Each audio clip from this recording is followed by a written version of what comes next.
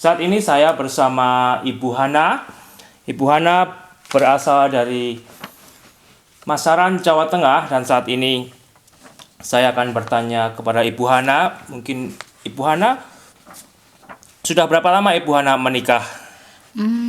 Saya menikah sudah 32 tahun. 32 tahun, dan Ibu Hana sudah dikaruniai putra dan putri yang mana keduanya telah berkeluarga. Iya, betul. Dan Ibu Hana sekarang mau tidak mau sudah disebut nenek. Oh, betul sekali. Dan saya mensyukuri itu.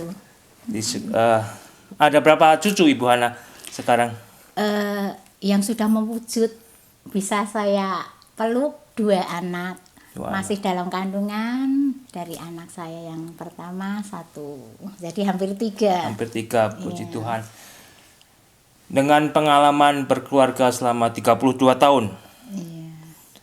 Dan melihat anak yang sudah menjadi dewasa dan berkeluarga, dan cucu 2, hampir 3. Iya.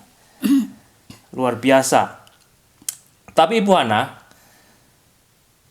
melihat kondisi sekarang mungkin di dalam pernikahan, tentunya saat ini kita berbicara tentang pernikahan Kristen, itu kita melihat sesuatu yang seolah-olah benar-benar berbeda dengan 20-30 tahun waktu di mana mungkin Ibu Hana menikah dahulu, di mana yang waktu itu tidak pernah terpikirkan mungkin tentang krisis di dalam kehidupan pernikahan Kristen.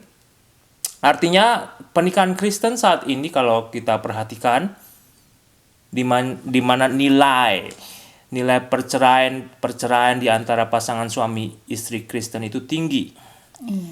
Demikian juga sebetulnya kehidupan perselingkuhan, kehidupan yang tidak benar antara suami dan istri Kristen itu juga seolah-olah tambah banyak. Dan apa itu mungkin karena kita juga tambah tua, tapi atau mungkin itu juga memang keadaannya tambah memburuk.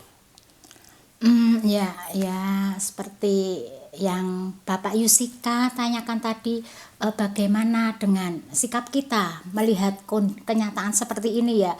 Tentunya kita juga harus merasa terbeban. Itu salah satu tanggung jawab kita juga untuk kita mau peduli pada mereka-mereka yang mengalami krisis pernikahan seperti itu.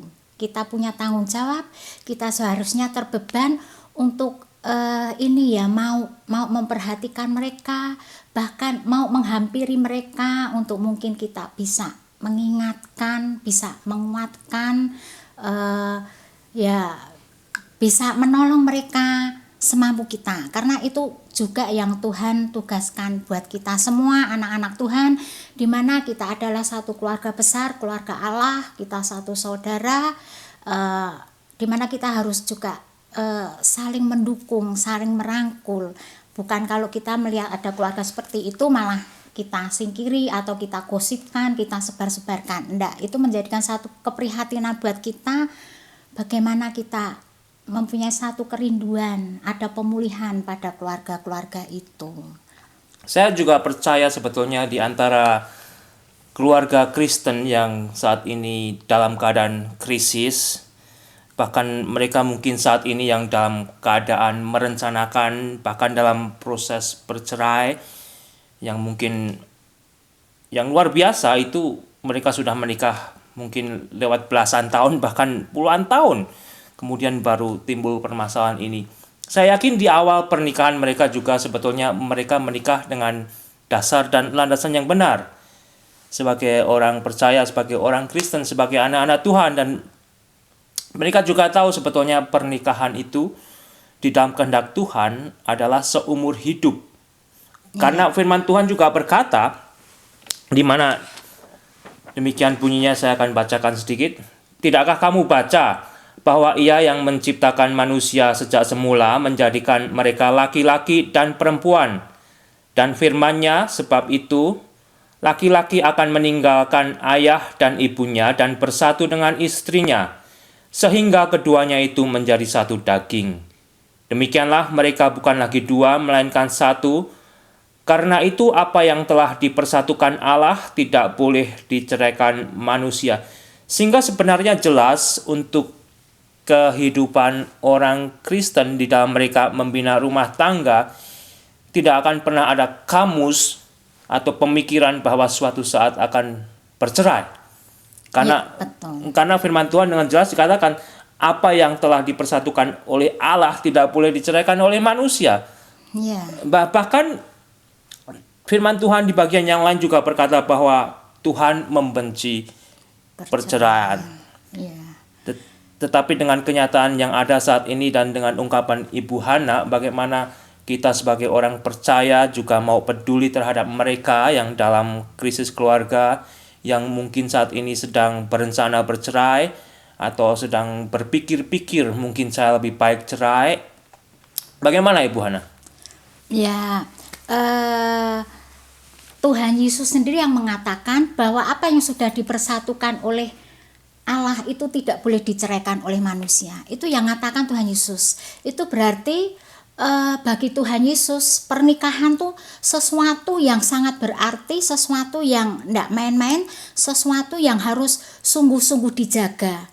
Bahkan kita tahu awal mujizat yang dilakukan oleh Tuhan Yesus itu bukan membangkitkan orang mati, bukan menyembuhkan orang sakit atau hal-hal besar, tapi justru pada satu suasana pesta di mana mujizat pertama yang dilakukan oleh Tuhan Yesus itu kayaknya sesuatu yang biasa yang pada saat itu orang tidak ngerasa.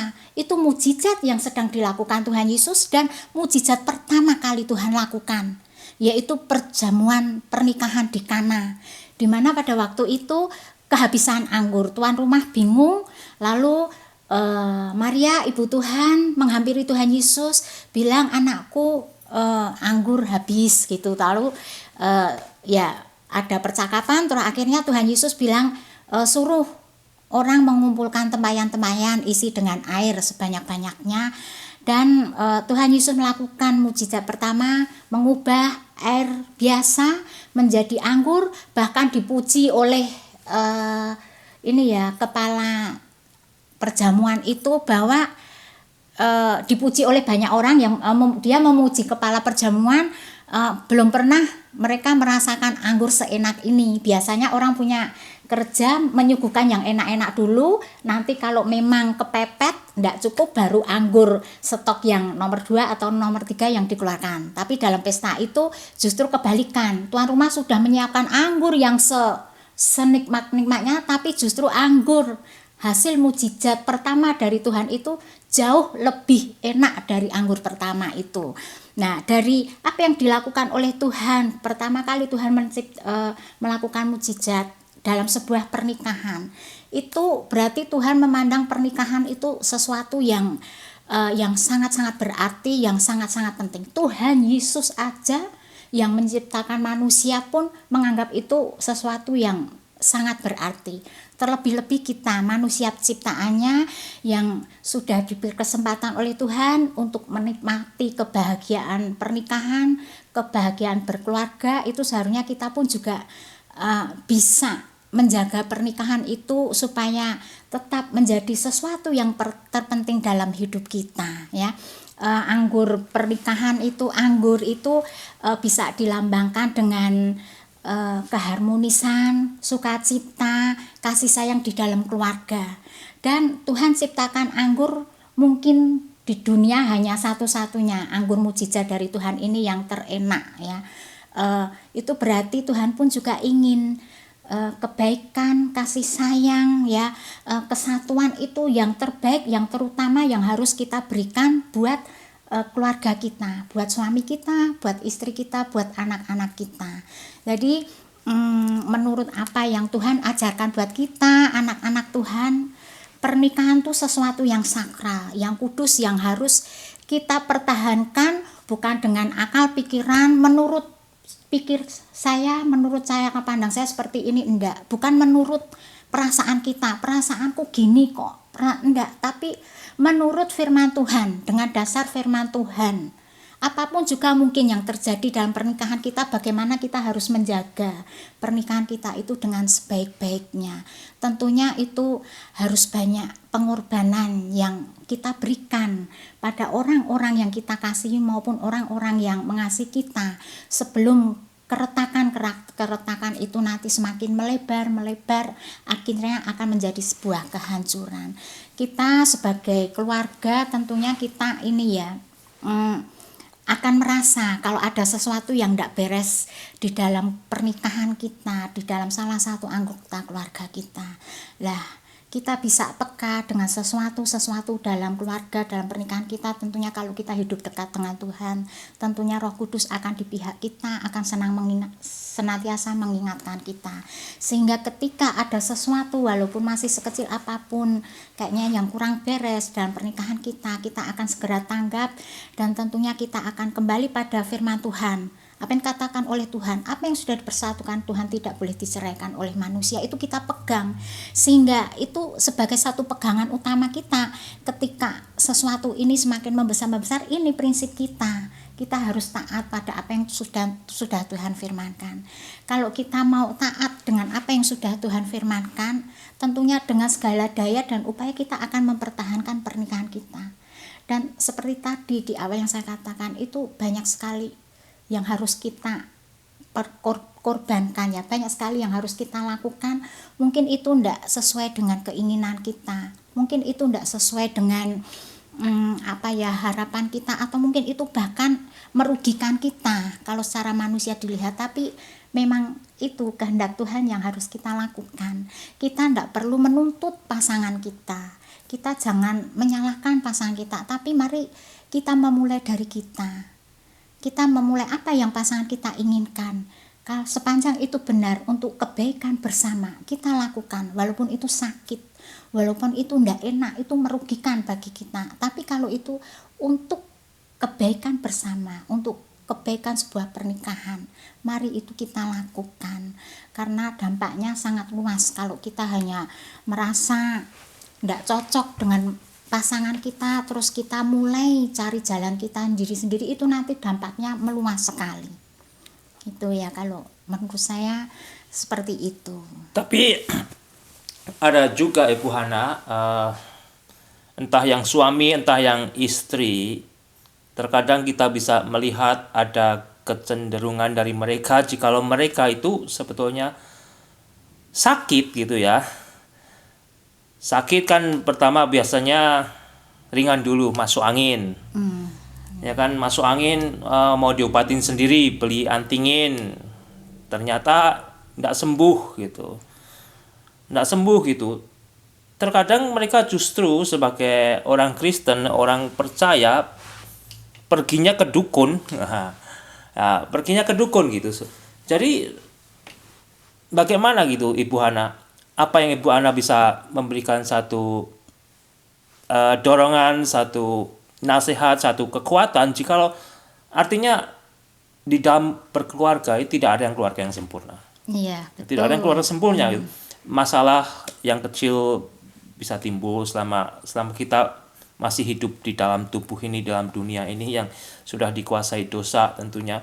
Jadi kalau kita melihat ada pasangan yang setelah menikah akhirnya kok ternyata yang saya dambakan pernikahan yang sempurna itu ternyata tidak ada gitu. Iya. Ya mungkin memang tidak akan terjadi gitu, tetapi artinya seperti badan kita juga bisa sakit karena masuk angin, meskipun kita terkadang mau menjaga badan ini sesehat mungkin, tetapi sebetulnya di situ ada tempat yang bisa mereka tuju gitu ya. Iya. Ya, ini Bapak Yusika tadi topik kita ya tentang ini pernikahan ya, yang Bapak Yusika maksudkan dengan sakit itu mungkin sakit di dalam pernikahan ini gitu ya. Ya, kadang kalau di dalam satu pernikahan ya ada sesuatu yang tidak beres ya, yang kita katakan sakit ini memang betul. Kadang apalagi kami ya orang di Indonesia, kadang kami tuh suka pelariannya tuh juga ya seperti itu, cari jalan keluar sendiri gitu loh. Kadang kami suka cari jalan keluar sendiri, atau bahkan merasa tidak cocok lagi dengan pasangan ini, sehingga kita mencari kecocokan dengan yang lainnya. Padahal kalau kita mau tahu, di sana pun nanti akan timbul masalah yang sama atau masalah yang lebih besar. Seharusnya ketika kita tahu ada penyakit di dalam pernikahan kita, bagaimana kita cari tahu penyebabnya apa. Setelah kita tahu penyebabnya, ya kita bersama-sama dengan pasangan kita. Kalau kita sendiri memang tidak bisa. Komunikasi itu sangat penting di dalam sebuah pernikahan. Kita bersama-sama dengan pasangan kita komunikasikan, kita bicarakan bersama-sama tentang sesuatu yang kayaknya tidak beres di dalam pernikahan ini. Kita belajar terbuka dengan pasangan kita. Begitu pula ketika mungkin sakit itu bukan dimulai dari diri kita, dari pasangan kita yang melakukan sesuatu yang tidak benar. Jangan kita langsung langsung nyalain dia atau langsung terus nyala-nyalain. Akhirnya kita cari kesenangan di luar pernikahan ini, di luar sana, dengan selalu membawa-bawa kesalahan pasangan kita. Kebanyakan seperti itu. Sebetulnya kalau kita sadar itu lagu lama ya. Iya. Kita bisa belajar dari sejarah itu selalu menyalahkan pihak sebelah. Lain, seperti Adam Hawa pun tidak ada kan, ketika Tuhan datang, Adam bilang, istriku Hawa yang kau berikan pada aku. Hawa pun si ular, selalu tuding-tuding. Sementara kita tahu untuk menyelesaikan sebuah masalah, kalau penyelesaiannya selalu nuding-nuding, selalu nyalahan, itu tidak akan selesai. Tapi justru akan melebar, akan menyakiti dan tersakiti satu dengan yang lain. Karena yaitu kayak membongkar-bongkar luka lama atau membongkar-bongkar emosi orang-orang yang bersangkutan ini. Memang seperti itu. Ya, di sini sebetulnya saya melihat dari apa yang Ibu Hana ungkapkan. Sebetulnya sebagai orang Kristen, sebagai orang percaya, saya masih yakin kita diberikan wadah, kita diberikan tempat untuk di mana jikalau ada keluarga Kristen bermasalah, masih ada tempat yang baik, yang tepat untuk menyelesaikan masalah, daripada akhirnya mereka pergi ke tempat lain seperti Ibu Hana tadi juga singgung, misalkan ke orang pinter, ya kan, bahkan cari kesenangan di luar pernikahan ini, cari pelarian, cari pelampiasan. Dan tentunya itu, kalau ini adalah pernikahan Kristen, itu bukan kehendak Tuhan sama sekali. Iya, karena dengan jelas dikatakan apa yang sudah dipersatukan oleh Allah tidak bisa diceraikan oleh manusia kecuali sampai matinya, sampai maut memisahkan. Tetapi kenyataannya, saudara, kita hidup di zaman yang memang unik dengan pengertian tantangan bagi pernikahan Kristen itu luar biasa hebat saat ini. Luar biasa hebat. Kalau dulu mungkin 10-20 tahun yang lalu kita masih lebih tradisional, tetapi ternyata dunia yang tambah modern ini juga sebetulnya tambah menantang kehidupan Kristen itu untuk benar-benar lebih setia lagi. Lebih setia lagi. Apalagi kalau Ibu Hana sudah diberikan kedua putra dan putri yang sudah bertumbuh, dan kita hidup di dunia yang lain, saudara. Jadi sebetulnya di sini sebagai orang tua tentunya berharap, sebagai orang tua tentunya senantiasa berdoa, bahkan sebagai pasangan yang muda pun saat ini sebetulnya harus belajar daripada mereka yang sudah mengalami pernikahan panjang. Pahit manisnya pernikahan itu tidaklah mudah, tapi di dalam Tuhan Yesus saya yakin ada indahnya. Iya, betul. Dan apakah kalau saya sudah pernah mendengar gitu Ibu Hana ya, bagi mereka yang akhirnya ribut, bercerai dan menikah lagi, suatu saat orang ini menyesal gitu. Menyesal. Orang ini tergantung juga, akan ada orang yang mempunyai gengsi tinggi. Tetapi jikalau bertemu dengan kesaksian orang yang akhirnya bertobat dan jujur, setelah mereka ini bercerai dan menjalani kehidupannya, beberapa tahun kemudian sudah tua dan melihat anaknya itu terpisah di mana, dan melihat mungkin anaknya yang ternyata menjadi korban pernikahan tersebut, orang tua ini sebenarnya menyesal. Iya. Apakah Ibu Hana pernah mendengar hal-hal yang demikian setelah mereka istilahnya akhirnya memutuskan bercerai, mereka berbahagia sejenak berapa tahun, tetapi dalam hatinya sebetulnya ada rasa sakit juga. Ya, memang kebanyakan setelah itu mereka jalani akhirnya penyesalan yang mereka dapatkan akibat dari apa yang dulu mereka putuskan untuk mereka lakukan. Itu pasti ada akibat dan mereka menyesali itu. Cuman sayangnya sekarang ada begitu banyak orang tua yang sudah bebal banget ya. Bebal bilang, ya ini pilihanku, aku ndak akan nyeseli. Ya memang ini jalan hidup yang harus aku lalui. Kadang ada yang keras kepala seperti itu sehingga dia ndak peduli dengan korban-korban akibat dari apa yang dia lakukan. Ada juga orang tua yang seperti itu. Tapi ada orang tua juga yang nyesel. Tapi ketika dia nyesel, dia mau kembali ke jalan Tuhan, dia mau kembali ke jalan yang benar, itu iblis si pencoba dan si pendusta ini ndak akan tinggal diam. Dia tahu dia sudah terkam orang ini, ketika orang ini tahu dia di mulut iblis, dia mau melepaskan diri, dia akan semakin mempererat cengkramanya sambil terus mengintimidasi orang ini. Ngapain kamu bertobat, ngapain kamu nyesel, kepalang basah, nyebur sisan, nanggung, kamu mau bertobat, kamu mau balik pada pasanganmu, nanti diketawain banyak orang. Kadang tuh ada bisikan iblis yang berbicara dalam pikiran juga dalam perasaan dia, sehingga ketika dia nyesel, dia mau bertobat, mau berbaik lagi, ada pertimbangan dengan diri sendiri, di mana ada tanya jawab dalam diri sendiri. Yaitu pada saat seperti itu kan iblis selalu mengintimidasi. Kamu mau bertobat diguyu, nanti ditertawakan, percuma, bablas sisan. Toh kamu bahagia dengan kondisi ini, kurang bahagia, aku beri kelebihan kebahagiaan. Mungkin seperti itu. Dan ketika ada ada pertimbangan sendiri, oh ya benar ya, aku malu kalau kembali, iya nanti kalau aku diterima oleh pasanganku, kalau aku malah ditertawakan, kalau aku malah diejek, karena seperti itu, ndak gengsi, lalu dia malah semakin menjauh dari hal-hal yang benar, semakin menjauh meninggalkan ajaran Tuhan. Dan kenyataannya iblis tuh lihai, kenyataannya memang ternyata di situ dia enjoy, dia mendapatkan banyak hal yang dia inginkan, mendapatkan kepuasan, mendapatkan apapun yang dia inginkan. Kadang seperti itu, tapi kita mesti harus ingat, itu jebakan-jebakan iblis yang akan nyeret kita masuk dalam kebinasaan. Jadi saya ingat bahkan di situ ada orang yang akhirnya menunjukkan, loh ini apa, dengan orang ini saya lebih berbahagia. Nah, itu padahal jebakan iblis yang pasti nyeret orang itu masuk ke dalam api kebinasaan, pasti itu. Ya, memang betul itu, Pak, seperti itu. Ya. Jadi sebetulnya luar biasa gitu kalau memang kita memiliki mata dan hati untuk melihat kenyataan pernikahan Kristen saat ini.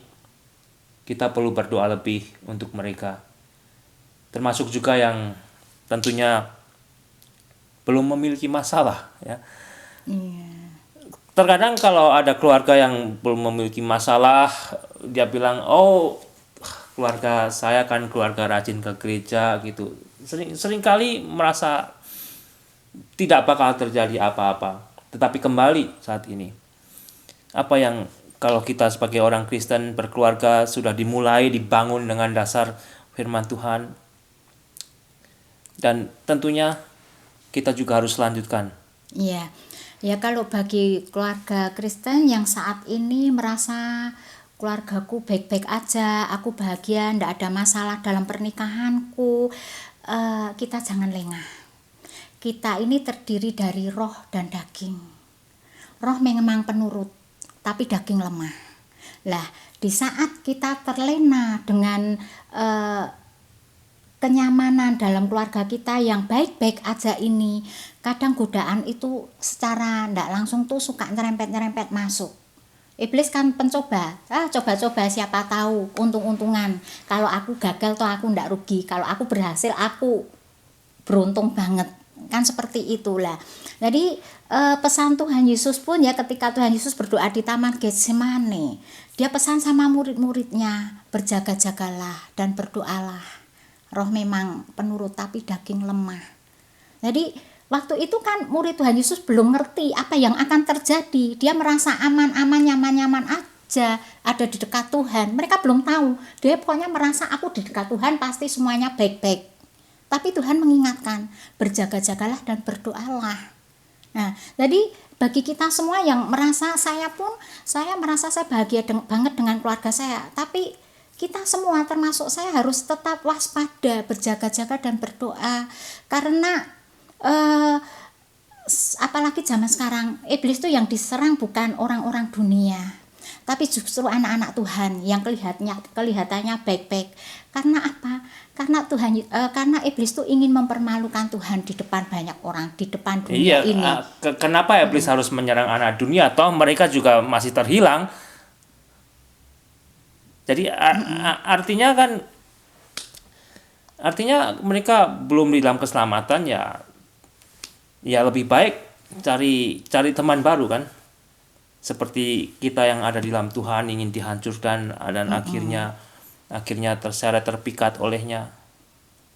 Ya, kalau menurut iman Kristen kita, bahwa keselamatan itu kan hanya di dalam Tuhan Yesus. Itu menurut iman percaya kita ya. Dan itu saya imani sekali dan itu saya pegang. Menurut iman percaya saya pada Tuhan Yesus, keselamatan hanya di dalam Tuhan Yesus. Di luar Tuhan Yesus saya ndak jamin, saya ndak tahu, dan itu bukan jaminan dia selamat atau ndak. Sementara bagi orang di luar Tuhan Yesus itu sudah memang di luar anak-anak Tuhan.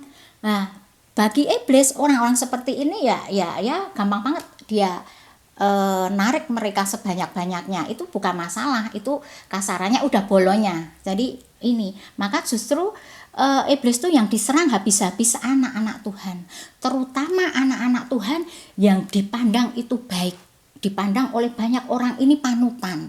Itu pasti jadi incaran utama iblis. Karena kalau satu keluarga yang dipandang ini anak Tuhan yang baik oleh banyak orang jatuh, itu akan membuat yang lainnya pun jatuh. Dan saat ini iblis tuh ini yang diincar anak-anak Tuhan yang super, yang memang dulunya baik, memang benar-benar baik, juga dipandang baik oleh banyak orang, yang diincar yang seperti itu. Ada banyak sekali anak-anak Tuhan yang luar biasa, bahkan pelayan, bahkan aktivis ya, yang ketika dia terjatuh orang akan terpana, kaget gitu terpana sampai enggak bisa ngomong. Lah, dari orang banyak yang terpana ini kan mereka, itu aja bisa gitu, kenapa aku enggak? Lah itu kan gampang banget, asal atasan yang sangat diidolakan kebenarannya ini jatuh. Wah, ini panen ini iblis membuat seperti itulah.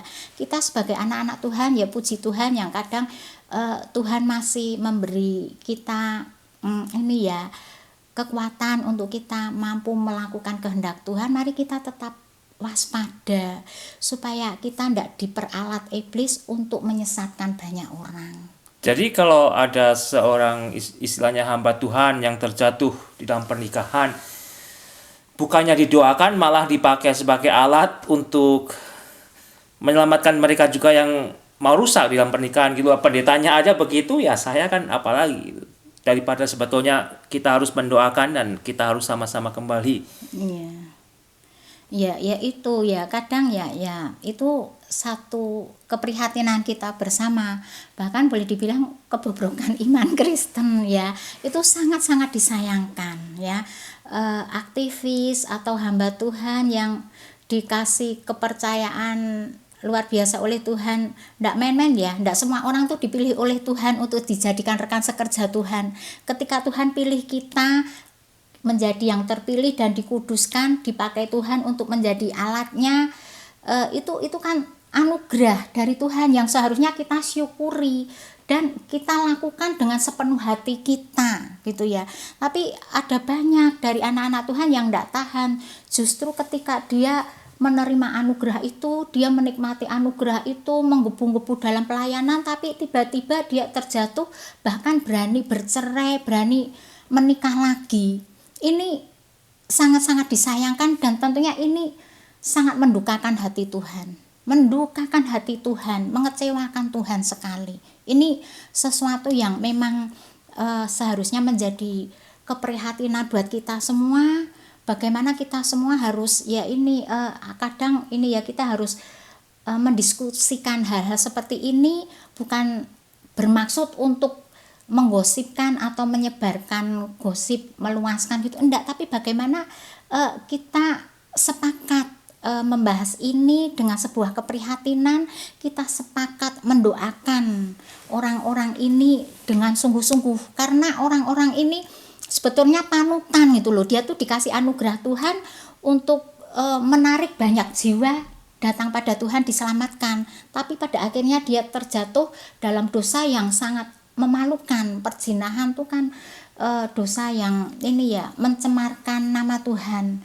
Dia kan jadi dia tuh kan mencemarkan nama Tuhan di banyak orang yang dulunya juga percaya pada Tuhan, sungguh-sungguh beriman pada Tuhan. Karena perbuatannya ini membuat orang-orang itu kecewa. Seharusnya orang-orang itu kecewa pada hamba Tuhan ini, tapi akhirnya dia tuh kecewanya enggak pada ini, kecewa pada Tuhan. Jadi batu sandungan. Nah, jadi batu sandungan. Itu yang kadang kurang kita sadari. Nah, mari kita mulai sekarang lah, enggak ada istilah terlambat ya. Sepanjang kita masih diberi kesempatan oleh Tuhan untuk menyadari kesalahan kita, ya mari kita bangkit, kita perbaiki kesalahan kita. Tidak ada istilah terlambat sepanjang kita masih diberi kesempatan. Itu luar biasanya Tuhan kita, panjang sabar. Tuhan itu panjang sabar, kasih setianya luar biasa, tapi dia juga Allah yang adil. Kita mesti hati-hati. Tuhan akan memperhitungkan segala sesuatunya sebagai satu kebenaran kalau itu memang benar, dan Tuhan pun akan memperhitungkan sebagai sebuah kesalahan kalau memang orang ini sudah diberi kesempatan tidak mau menggunakan kesempatannya itu untuk memperbaiki kesalahannya. Seperti umpama ada orang atau pendeta atau apa sudah bercerai, dia menikah lagi dengan pasangan baru. Ketika dia menikah lagi dengan pasangan baru ini, dia tahu, dia sadar ini salah, walaupun ini menikah resmi atau mungkin juga ada surat, ada pemberkatan. Secara manusia itu sah sekali, tapi di hadapan Tuhan itu tidak sah, tetap tidak sah. Karena apa? Karena Tuhan juga berfirman, laki-laki yang menceraikan istrinya dan membiarkan istrinya nikah lagi, itu berarti mengizinkan istri berzina. Sementara laki-laki itu kan imam di dalam keluarga, dia yang bertanggung jawab atas seluruh isi keluarga termasuk istrinya. Ketika Adam Hawa jatuh dalam dosa, yang melakukan dosa pertama itu Hawa. Hawa tuh ketika dia dibujuki iblis, dia mikir, oh ya buah ini bagus, buah ini manis. Waktu dia kagum pada buah pengetahuan baik dan buruk itu dia belum jatuh dalam dosa. Dia jatuh dalam dosa ketika dia memetik dan memakannya. Karena saat itu juga bujukan iblis itu masuk ngena ke dia. Pertama kali yang melakukan dosa itu Hawa. Tapi ketika Tuhan datang, yang dikejar bukan Hawa yang dicari-cari Tuhan, tapi Adam. Yang ditanya oleh Tuhan pertama Adam. Itu menunjukkan bahwa laki-laki itu dipercaya oleh Tuhan sebagai imam, sebagai pemimpin di dalam keluarga. Walaupun istrinya nikah lagi dengan laki lain, itu tanggung jawabnya dia itu. Karena dia membiarkan istrinya berzina. Seharusnya dia mengingatkan istrinya untuk tidak berzina. Begitu pula dengan laki-laki yang Tuhan kasih wewenang sebagai imam, sebagai kepala keluarga. Ketika dia walaupun sudah cerai resmi pun dengan istrinya, dia menikah lagi dengan wanita lain, ya sudah, dia itu sebagai imam, dia tuh berzina. Tidak ada lagi kata-kata toleransi apapun. Itu menurut iman Kristen berdasarkan firman Tuhan. Saya ngomong gini bukan berarti saya tuh orang baik, enggak. Saya tuh manusia penuh dosa, manusia penuh pokoknya saya ini tidak layak, saya ini penuh noda, wah pokoknya saya ini manusia ndak ini ya, tapi Bukan berarti kita kemudian mau membenarkan diri untuk enggak. melakukan hal-hal yang tidak pantas kita lakukan. Iya, tapi kalau kita tahu firman Tuhan bilang gini, mari kita berusaha lakukan firman Tuhan gitu loh. Kalau memang kita mau tetap dianggap sebagai anak Tuhan oleh Tuhan, ya kan Tuhan pun juga berkata, bukan ada atau firman Tuhan mengatakan, bukan aku mau melakukan kebaikan gini-gini, aku berbuat baik demi namamu. Tuhan katakan, siapa kamu, aku tidak mengenal engkau. Karena yang dilihat Tuhan tuh bukan perbuatan baik kita di depan orang, tapi hati kita. Jadi ketika kita masih suami istri yang utuh, tapi hati kita suka bercabang, suka nyuri-nyuri, naksir-naksir orang, atau bahkan suka kadang kan ada tuh orang suka lihat film porno, itu pun juga sudah sebuah perzinahan. Mungkin orang lain tidak akan tahu, tapi Tuhan tahu. Dan ketika kita masuk menghadap dalam tahta pengadilan Allah, Tuhan, ini aku bersih, aku pelayan Tuhan. Tapi Tuhan akan katakan, siapa kamu, aku tidak kenal engkau. Karena Tuhan tahu isi hati kita. Aku Tuhan bisa menyembuhkan orang sakit, membangkitkan orang mati di dalam nama Tuhan Yesus. Nah, kan kadang orang seperti itu ya. Tapi jadi Tuhan tuh ingin tuh yang dimulai dari hati dan pikiran kita. Hati dan pikiran kita tuh harus bersih dulu. Kalau itu sudah bersih, nanti pastilah tutur kata kita, sikap, tingkah laku, perbuatan kita pun juga akan benar gitu. Jadi tapi kebalikan kan, orang kadang nutup-nutupi dengan hal yang baik segala yang ada dalam pikiran dan hatinya, sehingga orang lain pun mengecap dia baik. Padahal kita tahu kalau hati kita rapuh, pikiran kita rapuh, kita mudah sekali jatuh. Yaitu seperti aktivis atau pendeta, ketika semua orang melihat dia ini pelayan Tuhan yang dipakai Tuhan secara luar biasa, tapi tiba-tiba jatuh. Itu enggak seketika itu dia jatuh, karena dalam hati dan pikirannya tuh mungkin sudah ada pikiran zina, perasaan zina, atau hal-hal yang di luar kehendak Tuhan. Itu jauh-jauh sebelumnya, itu pasti dia sudah membiasakan diri dengan hal-hal seperti itu, sehingga ketika dia melangkah dengan mudahnya itu dia lakukan, sementara orang lain melihatnya begitu mendadak, kok bisa ya, itu pasti dah orang itu sudah menyimpan hal-hal yang tidak benar itu dalam pikiran dan hatinya gitu. Kita akan kembali lagi sejenak.